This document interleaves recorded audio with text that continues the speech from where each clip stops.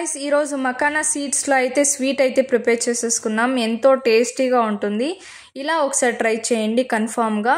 ఇప్పుడైతే ఒక పాన్ తీసుకొని మకానా సీడ్స్ అయితే వేసుకుంటున్నా. ఫ్రై చేసుకొని పక్కన పెట్టుకోవాలి. ఇప్పుడు అదే పాన్ లో బెల్లం యాడ్ చేసుకొని బాగా కరిగించుకోవాలండి. నేనైతే బెల్లం 2/4 అలా యాడ్ చేసుకుంటున్నా. కొంచెంగా వాటర్ యాడ్ చేసుకొని ఇలా బెల్లం అనేది కరిగించుకోవాలి.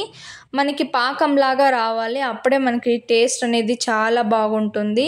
ఇందులోకే నేను యాలక్ బుడ్లు అనేది యాడ్ చేసుకుంటున్నా. స్మెల్ అనేది చాలా బాగుంటుంది. తర్వాత నెయ్యి 1 స్పూన్ వరకు యాడ్ చేసుకుంటున్నా. ఇది వేయడం వల్ల టేస్ట్ అనేది చాలా బాగుంటుంది. ఇలా చేసుకున్న తర్వాత మనము ఫ్రై చేసి పెట్టుకున్న మకానా సీడ్స్ అయితే వేసుకోవాలి. ఒకసారి బాగా మిక్స్ చేసి పెట్టుకోవాలి.